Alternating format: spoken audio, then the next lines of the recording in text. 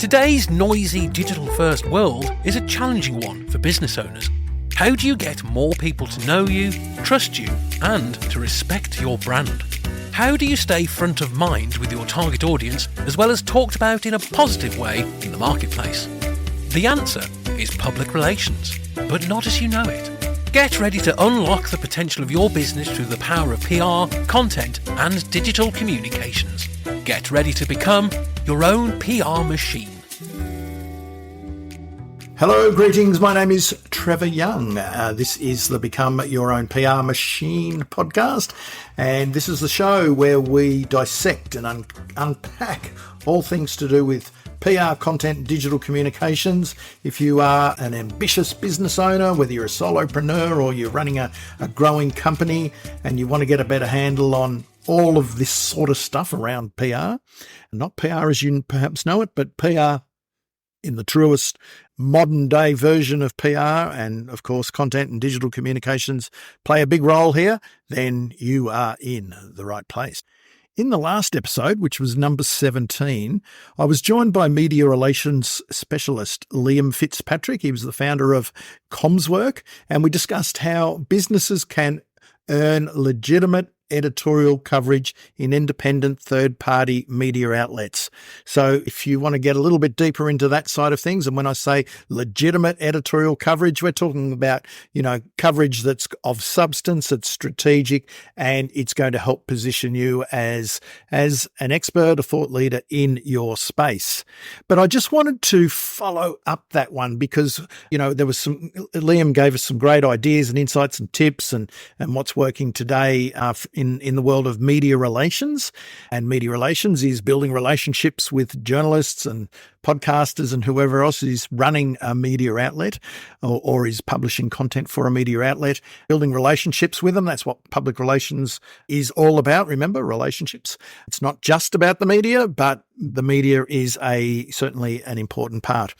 But I was thinking that one of the most popular episodes I've ever had on my other podcast, which is called Reputation Revolution. That's the professional personal branding show. Check it out. There's over 280 episodes. Was an interview with Jake Moore from a cybersecurity, or he's a cybersecurity specialist with a company called ESET in the UK.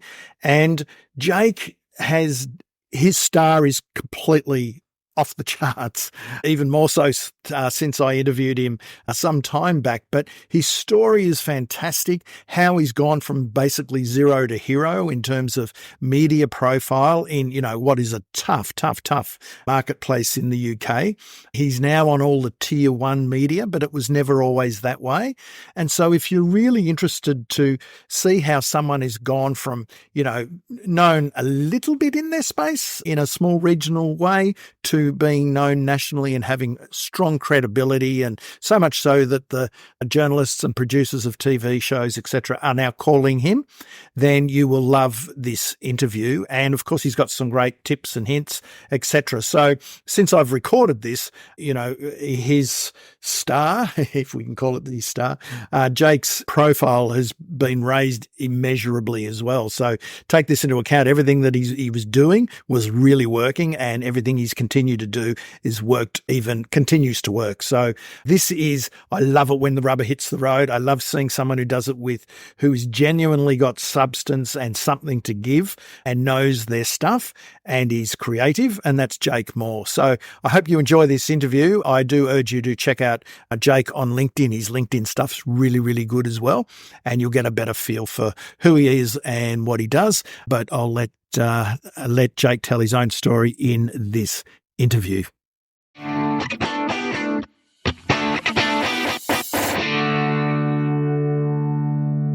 I'm always on my phone, and I have this rule with myself that when a journalist asks me a question, if it's over Twitter or via text, I'll give myself 10 minutes to reply. If I miss out in that 10 minutes, they've probably gone to someone else at the same time. And after 10 minutes, they might as well have got a competitor or someone else talking about the same subject.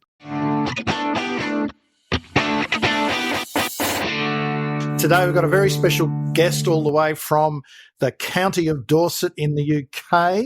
His name is Jake Moore. We're going to get into his story, but I've got a couple of little things I'm going to throw at him, and I'm not sure whether he knows this or not, but it'll be all good. And he's going to take us from when no one knew him, apart from his family and his good circle of friends, to now where he's on the media internationally. Jake Moore, welcome to the show. Hello. Thank you for having me. Mate, it's been great to get you on. I've been following your journey for a while, and it's always good to show people and take people through their story, your story, or people like you, the story, who have gone ahead and done all of this stuff and how it all knits together. Because, we get thrown at us, we've got to do content, we've got to do videos, and we've got to do bloody social and all of that. And then there's the earned media side, which you've done. I'm going to throw this at you right from the get-go. It's not that you don't know it, but you probably never counted. Did you know that in the last, where's my stats? I've just counted all this up, actually. So in the last 2 years, so 2021 hasn't even finished yet, you've had more than 400 or about 400 bits of coverage. Do you know what? We do actually monitor it, and we do have a Google sheet somewhere with it all there to see it. And I'm just as surprised as you, In fact, my brother is the one that's the most surprised because he's an avid Financial Times reader. And he said to me, probably about last year, he said, I was reading the Financial Times the other day and your name cropped up. What the hell are you doing in my newspaper? Look, it's an interesting one, and I was just going through your website, and you've got all the coverage you're in, and that was one of the reasons I wanted to talk, because I know that you're getting good coverage in really strong mastheads. And when I say a masthead, that's newspaper talk for a very well-known newspaper, but also TV news and radio. But just looking back at my stats here, so in 2021 you've had coverage in 165 bits of media coverage. That you probably know about. Last year was 229, so you knocked it out of the park in COVID times. Yeah. And then 2019 was 81, so it was a poor year by your standards in 2019. But when you look at it, that was the first year we got to really push out there and meet the journalists, because at the end of the day, they're people. And I found the connection, the friendships that I've generated have really paid off. That's why we call it media relations in the PR biz, because you're building relationships with people, and that's the most powerful way versus, in air quotes, getting publicity. Why don't you tell us a little, before we get into that though, because we're going to talk social, we're going to talk content and YouTube videos and media relations and how you've built this big profile. But can you let us in on the Jake Moore story first, and what how you came to about doing all this? Because I haven't even said you're a cyber security specialist, so we better get people wondering, what does this guy do? So why don't you take us through the story? Okay, so I came out of university like 20 years ago now, and I just didn't know what to do. And my mum said, you've got to do something that you love. And I said, well, that's quite a broad thing to say. And I, at the time, said, well, I love crime. And she said, well, you can't be a criminal. I said, yeah, but I love crime. I was into robberies in films and books and TV shows. And she said, well, why don't you just join the police then and then learn how they investigate them, and then you won't be arrested. And I thought, that's not actually a bad idea. So I bombarded the police station local to me with every job going, and I just desperately wanted to work with them. And after about 9 applications sent through to all sorts of different jobs, I got a phone call and said, hi, Jay, look, you clearly want to work with us, and you're not suitable for any of the roles you've gone for. But as you're so determined and you're so up for working with us, would you take this filing job? And it was worth nothing, like a few pounds an hour. And I said, sure, I'll take anything. I was out of university. I didn't have a job. So I was like, yeah, I'll just do anything you've got. So they put me in there. And then within 3 months, I got talking to the right people, right place, right time, the heads of the station, the chiefs. And I told them my background was in maths and computing. And they said, we've got an idea for you. There's this thing called digital crime that's taking off. high-tech crime. Now, I loved that term. They've changed it now. They call it digital forensics, but high-tech crime unit. Yeah, I'm all in. Get me in there. And they just trained me up into this amazing department, which was in such an infant phase. It was amazing to see it grow from nothing, from people having old XP machines and old Nokias with 3 text messages on. And I could get all those back right the way through to where we are pretty much now with the dark web and smartphones. I saw all that change. And after being in that department for 10 years, I then joined and helped start up the cybercrime team, because cybercrime was growing, as we know about it now. It's just huge and it's affecting nearly everyone. And so I was part of that team for 2 years, but that's when I wanted something more. I realized I couldn't go any further in the police force, and I loved it at the police, but I wanted a bit more, maybe a bit more money. I've got 2 young kids and a wife, and I thought, where's my next step? And I decided to set my sights on the private world. And similar to what I was doing, there was this international company called ESET, which just so happened to have the UK office just round the corner. In fact, next to Bournemouth police station.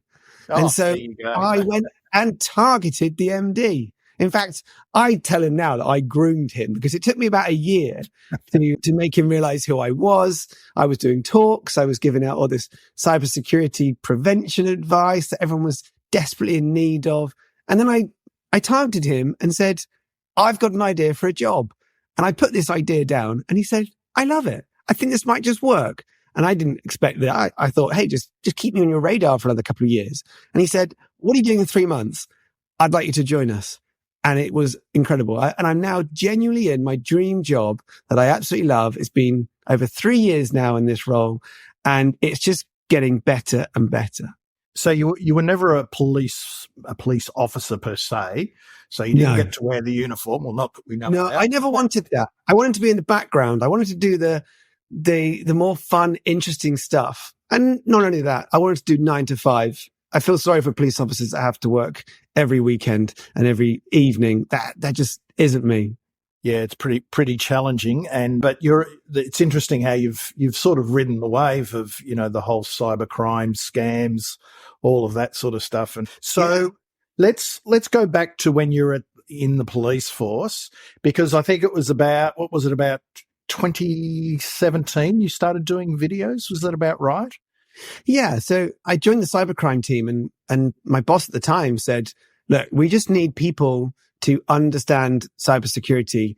And it's difficult to get this message out there. It's largely boring to some people or difficult to the rest of people. Yep. So he said, look, come up with any idea you can. I came up with some really crazy ideas, like some animation. Well, it wasn't even animation. It was more like comic book style that was terrible. I came up with writing blogs, but they just weren't getting read. So I thought, why not go with, like everyone else, and take on this rich media? We had a Facebook page. We had a YouTube page already in the police force. I thought, why not make some 3-minute videos of just maybe the top tips that if people can just take away those top, 6 or 7 things, then they might just be able to better protect themselves.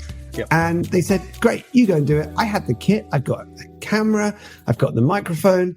All I needed was someone to help hold the camera. And so I wrote these pieces, and they lasted, 2-minute videos really.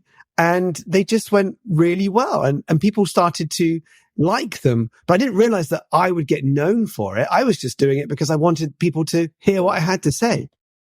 So was that what made your profile early? Obviously, locally, people would say, "Oh, I saw you there," or whatever, because it'd be promoted through the Facebook group. So you'd the police Facebook page. So you'd get a lot of local stuff early.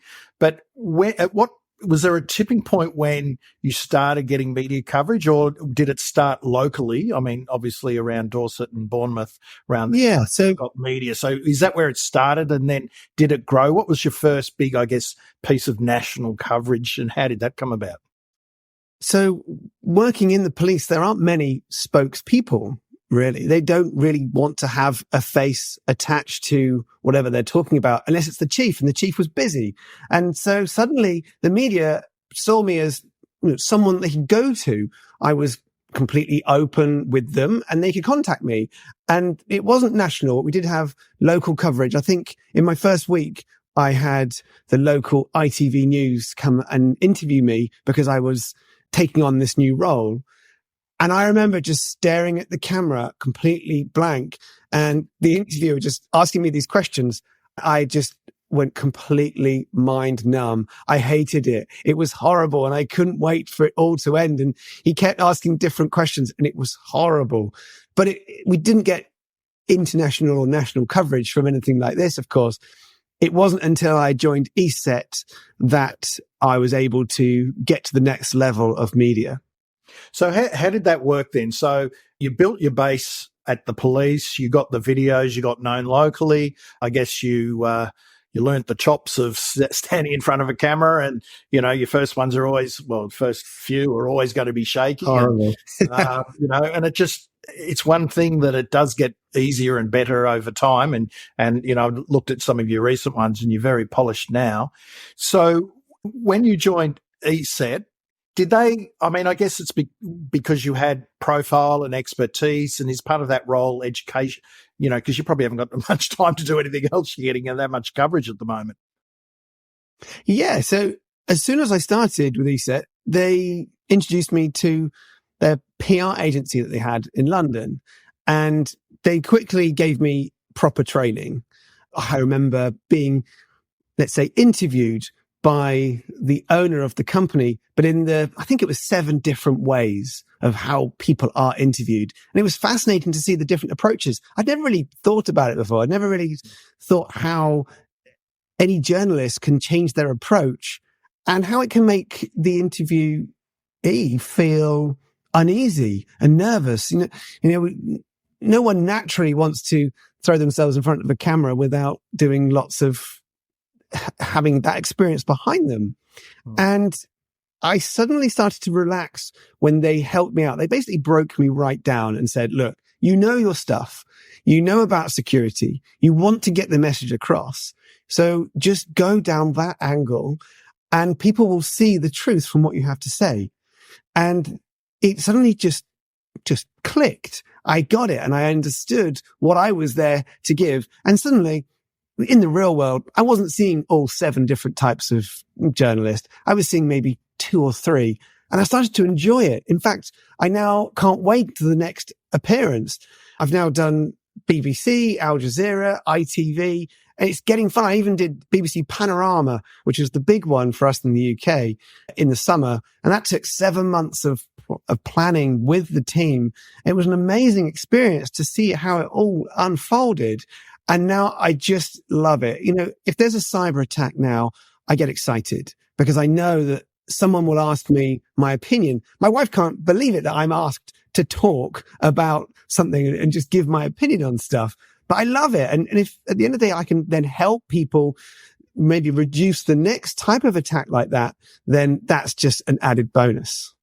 So when you said that, it started off the 7 types of interviews and you really got it, all types of journalists who were going to interview you, and you've sort of got it down to about 2 to 3. What are those sort of 2 to 3 when you say types of journalists? What do you mean there? So what I found is that most journalists are just they're interested in what I have to say, and they're not trying to trip me up. I always felt that journalists might want to trip me up, might want to catch me out, because I'm used to seeing politicians being interviewed on TV, and they're the ones that get that journalist that goes, but you said X number of weeks ago the complete opposite. And I realized that I'm there as a bit of an educator, so they want to get it right. They're not there to trip me up.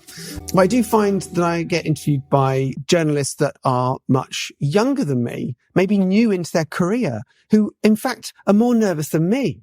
And I never thought I'd find that. Now, I always see myself as quite young, but then suddenly these journalists are now 20 years younger than me. I'm thinking, wow, who's more nervous here? And so that actually calms me down. And they aren't there to catch me out. They're a very friendly bunch. And I've become very good friends, WhatsApp, Instagram friends with these people. And it just pays dividends, because then when something breaks, they know that they can come to me. And I get these funny messages saying, oh, Jake, Facebook's gone down. And I'm there thinking, has it? Yeah, it went down 7 minutes ago. What can you say about that? So I then go and do an interview with whoever. I think this was The Independent last month.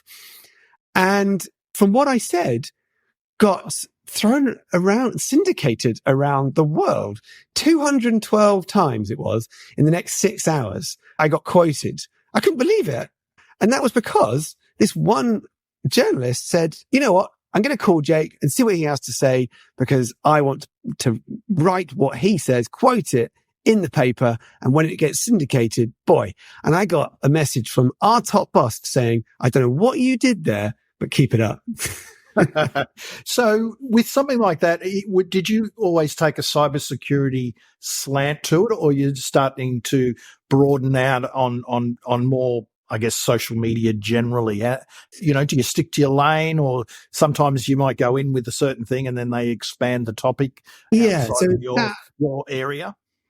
That was one of the pieces that I had in my training, was never go off topic unless you are completely the expert in that area, or at least give some sort of caveat to say, this is not your area. So the immediate questions for Facebook going down was, is this a cyber attack? And if it is, what can people do about that? And are we going to see more like this?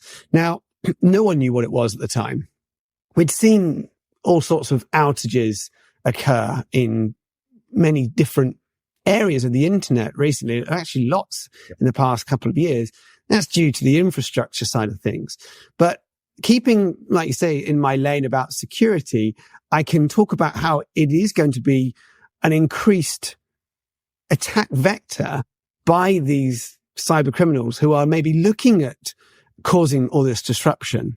But can I talk about the ins and outs of the infrastructure and the network and the outage itself and how it actually occurred? No, but they would go to someone else for that, you see. Yeah. So they tend to like 2 or 3 experts talking in each different article. And so if I can have that one honed down on what I like to talk about, then that keeps them happy. But the interesting thing here is why I've become friends with so many of these journalists is it's speed. It's all about the speed in which I can reply to them. Now, I'm always on my phone, and I have this rule with myself that when a journalist asks me a question, if it's over Twitter or via text, I'll give myself 10 minutes to reply. If I miss out in that 10 minutes, they've probably gone to someone else at the same time. And after 10 minutes, they might as well have got a competitor or someone else talking about the same subject. So they do have their favourites often, journalists. I've been on the other side of PR, and that was part of, the role was to really, get your client, their expertise, make sure they give good quote, they are a good interview subject, they're responsive, they're friendly, all of those things. But the key, you've mentioned a couple there that are really on target too, and that is be responsive, because they're on deadlines really quickly. And, if you don't get back to them, and I think sometimes, you might take a phone call and you're in the shopping center, or you're walking around the supermarket, and you can always say, listen, I'll call you back in 5 or 10 minutes, but always do call back in 5 or 10 minutes. And that's, so what you're doing is building trust with them. But clearly, from the earlier days where you were probably doing very educational things, now you're probably doing, there's education wrapped up in it, but it sounds like you're doing a lot more commentary, I suppose. Yeah, analysis and commentary, but they always want to know some sort of top tip at the end of it. So I have this weird structure about what I'm really talking about. It's maybe a top tier line to gain interest, maybe even a question that I'm about to answer, like, could it be this, if they haven't maybe structured it in that way. And then I can talk about what people can do to secure their businesses, because of course we're speaking to lots of businesses here in the trade press particularly, and then consumers as well. And hopefully that builds trust on our company as well. Now, I never go in and say, what they should have done is buy our software. And I'm never there to do that. I'll always say, of course, it's a good idea to have antivirus installed on your device, but I'll never say which one, of course. I don't want them to think that I'm there purely just to sell our product. Yeah. Yeah, really good point there. I guess there's a couple of key things too, but one I'm very keen to know. The company has probably got it sounds like they've got a PR firm. Are they pitching you out all the time, or a lot of it now is more inbound? Yeah, good point. So last year, maybe actually 2019 as well, when you say it was only 81 pieces of coverage, that was, yeah, damn it. That was very much pitching me out as Jake Moore from ESET has this to say, this is his background, to those known journalists out there. And some would pick those pieces up should they be writing that story at the right time. It's a bit of a hit and miss, because if they aren't writing about it, they don't want to, or they've already written about it, then you're just going to be filling up their inbox and potentially annoying them as well. I hear these journalists on Twitter going, "Oh, I've got 10,000 unread emails. PRs, please stop messaging me." Yeah, but if without the PR industry, I've got to tell you, mate, they'd have to do a fair bit of work. So they might complain, but without the PR industry, they are dead in the water. Well, our boss said that to me. The boss said, "Don't worry about that. You'll read that from time to time. Just continue it." But it was last year. It was the start of COVID that I really noticed these friendships building. And I noticed that they were coming direct to me. And like I say, Twitter and text message or direct email, they're the ones that I didn't realize it would happen. I was effectively looking around going, you want me? Oh, okay. Yeah, of course. I'll write whatever you want. But, wow, there are lots of other people. I hate to think about the imposter syndrome, but it was that moment where I realized, wow, these guys that I'm looking up to are now asking me for my opinion. Whoa, this is pretty cool.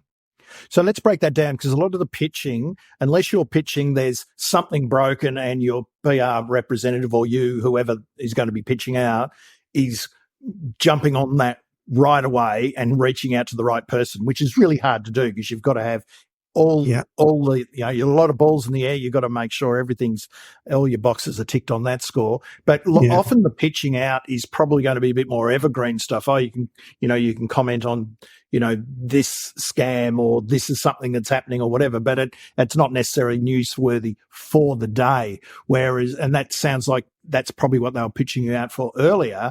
Whereas now it sounds like it's more really timely stuff, because the media are in the driver's seat on this one. And when it's inbound, we want you now. Yeah. So there's always a cybersecurity topic or scam, unfortunately, or attack to be talking about. And there are so many specific cybersecurity journalists out there now, particularly in trade press, that are reaching out for stories like this every day.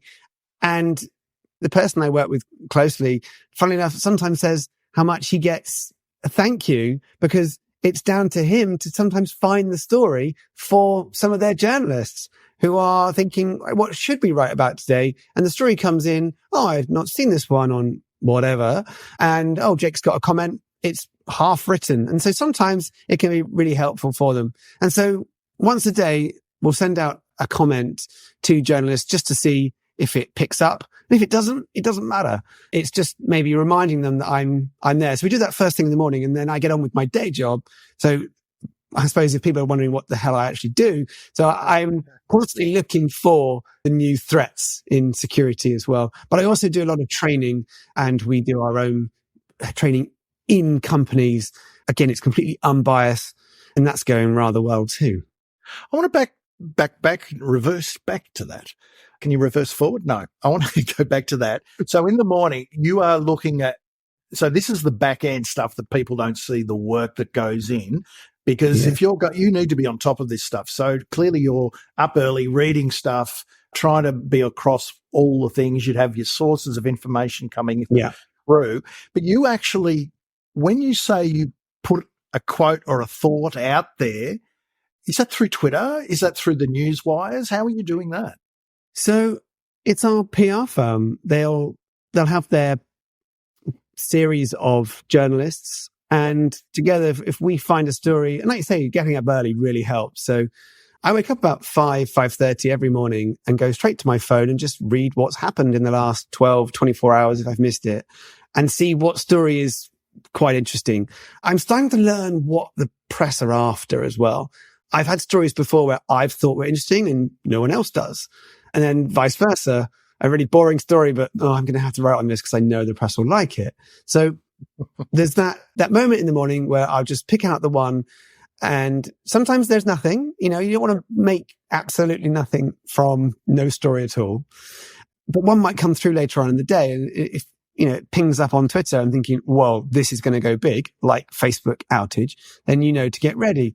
But those ones they're helpful because the reporter might come direct to me. But it's the first one in the morning. I pick out which it'll be, and then the PR agent that I've got will send out those comments that I've had to the right journalist, not just to everyone. He'll pick out if it's a trade press or if it's to, I don't know, a local news, or if it's the Nationals, tabloids, you name it. They'll try and work out which journalist might get it. It's not always going to be the cybersecurity journalist. It might be the business reporter, or these days I talk a lot about cryptocurrency issues. So that might go to the finance desk. So that part of it, I don't see, but I know a lot of work does go into it. Yeah. But that's all done by 9 o'clock in the morning. Yeah. So it's like the duck busy under the water with the feet. Swimming away and paddling away and looking very calm. You're the one who's calm on the top and the PR agency underneath. But this is something that people, you don't need a PR agent to do. But obviously, if you've got one and you're strategically planned and everything, and you're just doing it on a bigger scale, but there's no reason why this can't be sort of shrunk down as well, depending on your topic. You're in an area where there's a lot happening. Now, you've mentioned when we said earlier, BBC Radio and ITV News and Sky News and Panorama and CNBC and Al Jazeera, all of them. Are you sort of more press or radio, or what's the split, do you reckon, over the last sort of year or two that you're going to? Is it sort of radio, or does print? If you're in print, then that. Yeah. So V later. I mean, there's obviously more print publications out there. Do you know what? I could probably even find the stats because it's all completely logged. You are a mathematician, statistician, anyway. Love it. Yeah, I would say it's going to be something like 60 to 70% national press. Yep. That includes, in the UK, The Independent, Guardian, BBC News, Sky News. We'd call that a tier 1 publication. Yep. Correct. And then about maybe 20 to 30% would be the trade press. So I like them because they're really geeky, but my wife would look at, I don't know, PC Magazine or computing.co.uk and look at it and go, oh my God, that's just the most boring thing ever. Whereas I love it, but that's going to the right people who read things differently. So if I know who it's going to, of course, I've got to change slightly what my commentary is, because you don't want to be teaching a chief information security officer how to use a good password. Of course not. But that's someone reading the national press might think, I have no idea about passwords. So I've got to tailor that. And then maybe the last 10% would be national broadcast coverage. And that includes radio, national radio. And do you know what? Out of all of them, I love radio the most. I do a lot of talking radio, like talk radio shows. And you can really get into a conversation, just like me and you are having now. And it's funny that I've gone away and forgotten that I've just had a 20-minute conversation with someone who's relatively famous, maybe even 1 million listeners. And I've not even thought about that. I've just been chatting, just like I'm chatting to you now.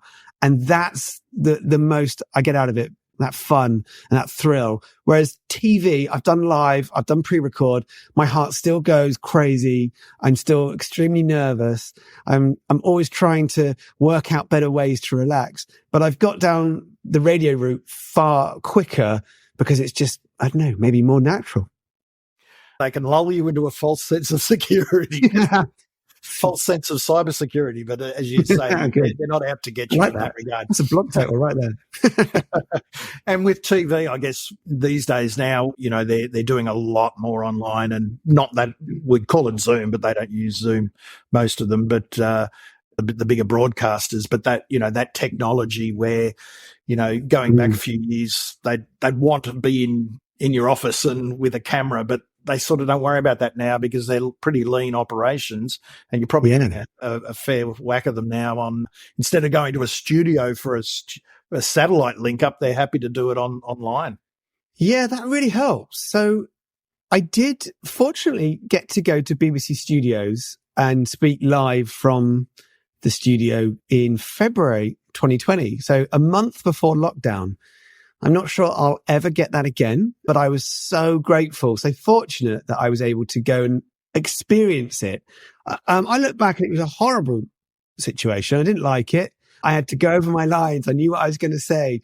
And even at the time, I was thinking, I'm going to forget this. And it's odd because I'm sat there in this business room. The person I'm speaking to is in the room to the right of me, looking forwards. I'm speaking to her. To the viewer, it looks like I'm pretty much there. And behind me, these phones are going off and people are on the phone, the actual business reporters. It was horrible. I had an earpiece in. There was people walking around in front of me as well. I didn't feel comfortable or confident. Yet with COVID, yeah, like you say, they're really happy to just zoom into your space and it goes from there. And so I can be comfortable. I can wear my shorts, although I could put a shirt and a tie, or a shirt and a jacket at least, but I can be comfortable in my home. Now, I was fortunate enough to move house in COVID times, and I bought this house with an external garage that I've turned into my office. So that's what this is now. I've made it into an office and a bar. I've set up with a nice DSLR camera. I've got my nice microphone and my lighting.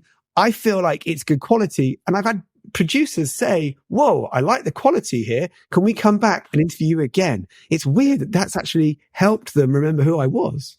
So performing plus the production. So you're ticking all of those boxes. Now, I'm going to ask you a question because about personal brand versus business brand. A lot of listeners might be running their own business, but I know there are listeners who are working for a corporate or another company. And how do you manage that side of things? Because sometimes there's conflict within organizations, but, clearly you haven't got it because they're out pushing you out in front of the camera.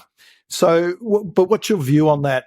Is it something that you manage, or it's just naturally happened? I guess you've done it from the police anyway, but how was that journey? Because one's, government and one's not government, one's an enterprise. I'd say it's been fortunately natural, but it was right place, right time with ESET wanting a human voice. Now, ESET have struggled with their own brand awareness, particularly in the UK. In Europe, they're massive. In headquarters in Slovakia, wow, they are very, very well known, huge. And they want that same scale of awareness in the UK as well. So they're building up the human voice. And that's where I come in. They want me to just go and speak to everyone about security, and hopefully it'll then pull it back to the business brand. So I wouldn't say I'm structuring it so well that I can write it down in an equation. But if I can be that human voice in a business world, then hopefully it ties the two together. And I guess the challenge is, and clearly, people in the business understand that you being a spokesperson for the brand, or like a brand ambassador, really, and you're out there educating, and I've always liked the idea of brand ambassadors from within, people who are going to do social media and create content, but can also talk on behalf of the company. And it looks like ESET has, really done that really well. But I guess you would have, not you particularly, but when I having worked with a lot of companies over the journey, and founders and CEOs, you need to plug the product more, you need to plug the product, but clearly that's not an issue with you. And because the brand gets if you start pushing it, you won't get the coverage, and if you start going onto TV with a baseball hat and logo and all that sort of stuff, it's just not going to work. Yeah, you're absolutely right. I didn't check before whether you've done the baseball cap with the logo, but I have put the logo behind me at home in the office, and it's good. And I think what you've done with the background is absolutely perfect. It's minimal branding. They position you. You're with the company, and that's everyone wins. I think you add value, you get value back. I think it's a win-win for all. Yeah, and the best thing about it is I still enjoy what I'm doing. I just love educating people in cybersecurity. I don't want to make it boring. I've done some really fun hacking exploits on friends, family, and local businesses to prove to them how maybe vulnerable they might be, but all in the name of humor. And that's my favorite way of telling a story in my training sessions. I'll try and show them how I've hacked into a local business. And the funnier I can make it, the more it sticks in their mind. Yeah.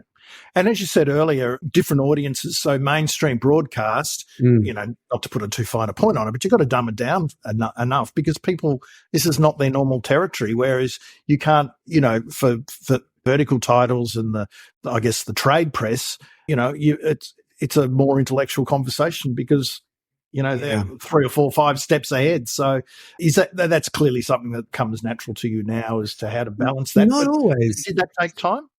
That's actually, it's quite difficult sometimes because especially speaking to TV and they ask you a question. Now, depending on who the audience is, there might be 3 or 4 answers, and especially about what level of depth you go into. And I sometimes struggle with who my audience is. So when I'm doing conference talks, for example, the other day I did one, must be, 300 people or so. I can kind of see who's in the audience and I can get an idea of their understanding. And so I know what level to pitch it at because I can actually see them. But when I can't see them, I do think, how in depth do I go into this? I don't want to be that person that's talking jargon, but I don't want to be that person that's teaching them something that they've known for years. So it's a real difficult line. I think I'm getting it, but that comes with practice and there's always something to learn however far you go. Of course. And I guess it's a willingness to understand the audience, who we're pitching at or that sort of stuff, because you're doing it for the audience, because that's, the journalist has an audience. They know their audience better than most. And, if you're aligned with them, then that's going to be a win-win. And you're clearly doing it because that's why you keep getting called back. Yeah. And that's the thing. I've asked journalists before when they've, say, cut down what I've said, and I've gone back to them and said, would you have liked something more or less of whatever I've said? That worry, that kind of panic of, oh gosh, did I say the wrong thing? And they've always come back and said, no, carry on with what you're doing. That might have been the editor, or that might have been the fact that I didn't have enough space in the article. These are the things that I'd not really thought about before. And they said, no, carry on doing exactly what you're doing.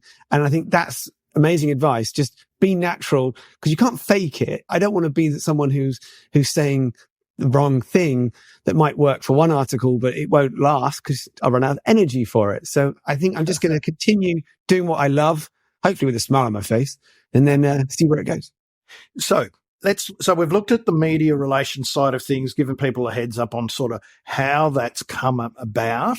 And it's, slowly, although last year it really kicked off. But of course, you go back a couple of years and you're only starting to get a little bit, and it started local. And of course, when you start getting pitched more broadly, and now, it's international, but it's very much national for you now. And occasionally it goes international.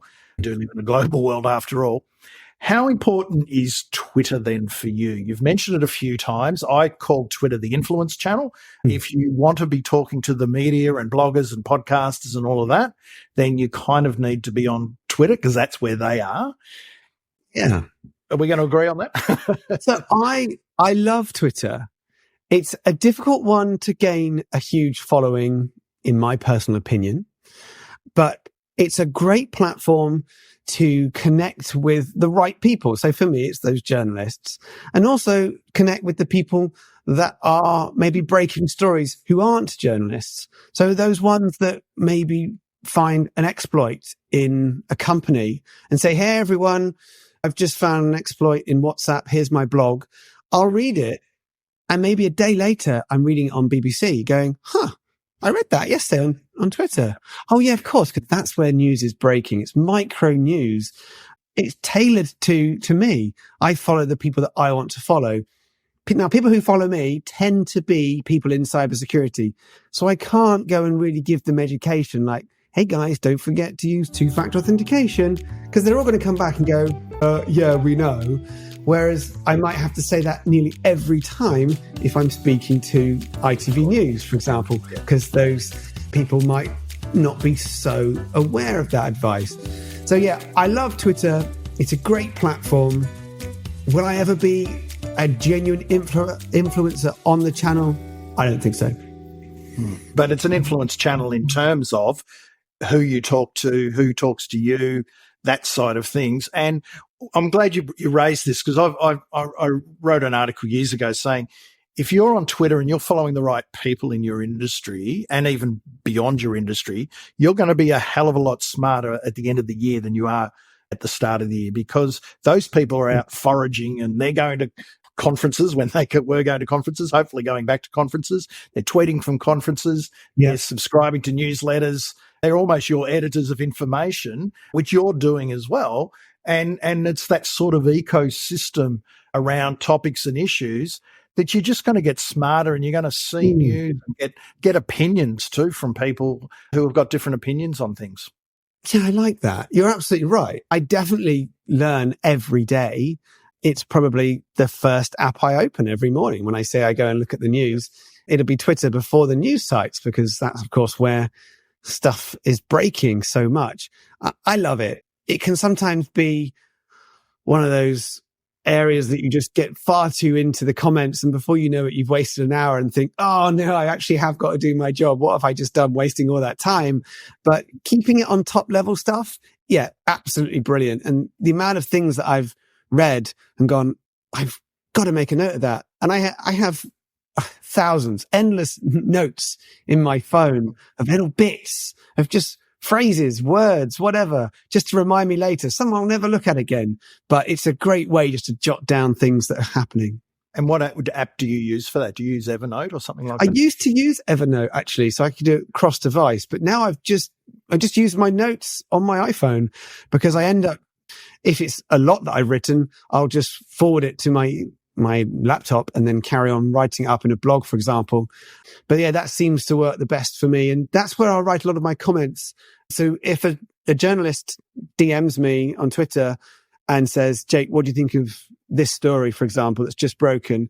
I don't write it in the thread that I'm chatting to them in. I'll go to my notes and write it in there. And then I can, spend some time actually looking over it, making sure it makes sense, making those paragraphs spaced out, because it's so annoying. You can't put spaces in Twitter messages. I hate that. So I like to break it up so it's got those maybe 2 or 3 paragraphs for them to then go and choose. So that's really what I would do as soon as they Twitter DMs. Yep. Yeah, absolutely.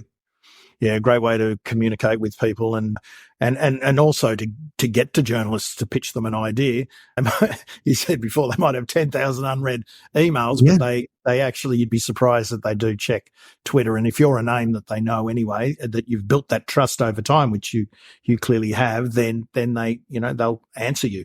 The other thing is LinkedIn. How important is LinkedIn, do you think, today? I see you're pretty active on it. Yeah, I love LinkedIn. I feel LinkedIn's more personal. And I'm not going down the route of personal like it's becoming like Facebook. I just feel like I know more of those people on LinkedIn, and it means more. So I tend to put my latest accolades on LinkedIn to say, oh my God, I can't believe it. I've just done this or whatever. For example, I went on ITV News for the first time the other day, and I was really proud of that. So I put it on LinkedIn. And my friends were liking and congratulating me. And it felt really good because I know those people. Whereas on Twitter, I haven't really met probably more than 5% of the people that I follow or follow me. Whereas LinkedIn, it's increasing now. That percentage is dropping all the time. But I feel like I know those people, particularly the ones that do comment on there, I've met in real life. And I know, and I love them. And that's like my local community, even though, of course, LinkedIn's far bigger than the local community. And that's what I really appreciate with LinkedIn. I'm not trying to be an influencer. I'm not trying to be someone going viral, but it helps with the more followers you do get. Naturally, the more eyes see it. But I very much enjoy the fact it's still got that local feel about it. And there are lots of local people that I follow equally doing well and keeping those communities close. That's right. And it's also, it's that, business ecosystem around you that, everyone supports each other, which I think is very important. Do you proactively connect with journalists on LinkedIn? And is that something that you find that they use or not? No, I find journalists aren't too keen on LinkedIn as such. I did at the start, but it didn't work for me. And so I'll look them up. Sometimes I'll get a request from a journalist that I've not heard before. So in my due diligence, I want to know who they are. I want to make sure I'm not being scammed. Of course, that would be embarrassing. So I go and check them out, see if they exist on LinkedIn. Have they got connections with my connections? But I might not necessarily add them because it doesn't really add value to what's going on. Whereas Twitter, finding them on there, that tends to be a far quicker turnaround in adding each other as connections and as followers, and then using that channel from then. I'll always say, look, you can always contact me through Twitter. Although it's the same speed as writing an email, it's suggesting to them that I'll be more responsive to that initial direct message to me. So, and it's really important technology. If you're not on Twitter, they'll probably say, why aren't you on Twitter? What's going on? Yeah. And I've heard that similar sorts of things from other people who are very active with the media, but LinkedIn is at this point is still not a massive thing, but Twitter definitely is. All right. Well, let's in our mutual friend Mark Masters, he would say, let's round up. Yeah. Thank you very much for your time. There's covering a lot of things, but I want to join these dots just before you go. So this episode is really about, someone, yourself, who, you didn't have a profile and now you've got a national profile and a go-to informational resource on all things cybersecurity, which is your area, and how it started with content and you put yourself out there and you hated doing your videos at the start and now you're very, very good at it. You've been on Twitter, you're active on LinkedIn, but really you've taken the media relations thing seriously. And sure, you've had a PR firm pitching you and helping you, but you've had to do the homework. You're staying up to date with stuff.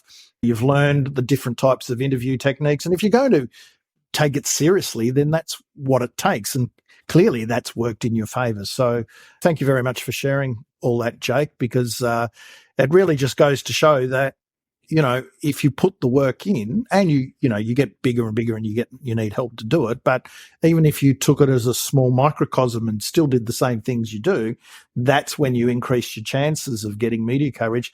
Because let's face it, mate, you're up against there's a lot of competition out there. But once you on people's radar, journalists' radar, producers, researchers on their radar, they just want to trust the source that they're going to. And if you can give them a good quote, be on time, be friendly, and give them up-to-date information, they're going to come back to you again and again and again. And then, of course, the more coverage you've got, and I will say, you've got your own website, which I think is fantastic. I always suggest people, even if if they're building a profile and they're working for someone, you can still have your own website because that's, you need to be found. I will say your website's jakemore.uk, and I'm sitting here trying to go .co.uk and I'm thinking, where the hell is it? It was here the other day.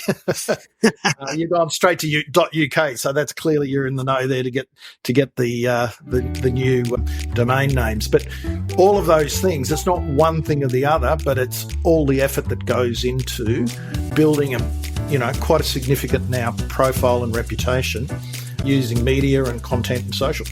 There's a lot. That's it. Thank you very much for sharing all of that stuff with us today. No, thank you. It's been great chatting with you.